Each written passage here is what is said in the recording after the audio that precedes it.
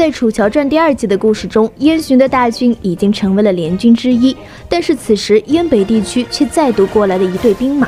那么这一队兵马又是谁呢？话接上回，因为犬戎人的慌乱，让宇文悦派出了不少探子去查探消息。很快消息便也传了回来，那就是在落日山西侧，突然出现了大量的燕北骑兵，正在火速地向着他们这里靠近。这个消息让宇文悦也感觉到了事情不对，对方带了多少人马，是何人统兵，此时也是一概不知，只能再去探寻一下消息才行。在宇文悦回到大营之后，仔细看着桌上的地图，突然想起了楚乔之前说的一句话，那就是这不是一场普通的战役，也不是塞外的犬戎人和燕北燕巡的争斗，而是一种文化对另一种文化的冲击，是野蛮向文明发起的一场战争。在这场战争中，没有人会渔翁得利，也没有人可以黄雀在后。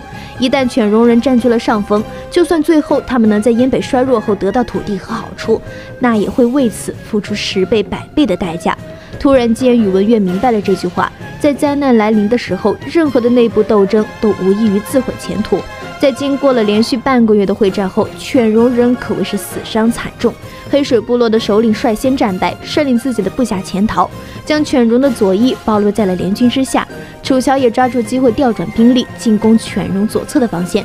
又经过了半个月，犬戎彻底兵败如山倒，各个部落仓皇的分离逃散。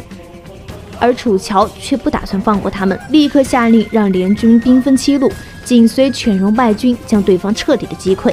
此时对于那前来的燕北骑兵也终于有了回音，那就是燕巡亲自带来了3000骑兵，跟联军之间相互的策应了起来。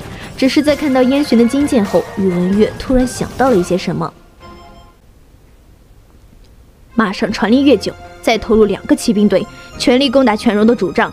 无论如何也要探明此时犬戎领军之人的身份。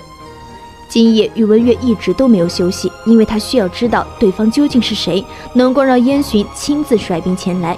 第2天天刚亮，战报才终于传来。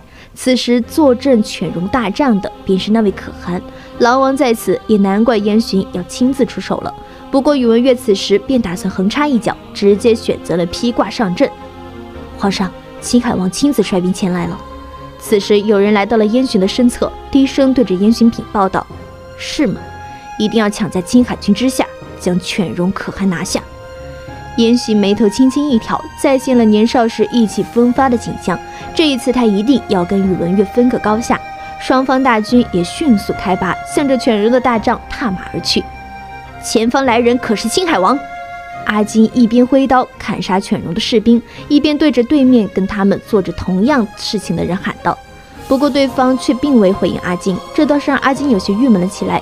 不过燕巡却微微一笑，从对面军队的挥刀上，他就看出了是宇文悦所率领的军队了，然后便长声一笑，抽出了自己的战刀，骑马冲入了战场之上。对面的宇文悦也同样是如此，两人的这个举动险些让青海和大燕等等将军们吓得从马上摔下去。他们的皇帝和王竟然完全不顾自身的安全，进入了战场，开始玩命的挥刀杀敌。而谁也不知道，这两人不仅武艺高强，更是心高气傲，一直以为自己是天上地下无敌，这会儿怎能在老对手的面前败下阵来呢？可能这也是两人之间的惺惺相惜吧。只不过楚乔要是知道了这件事，两人会有什么结果呢？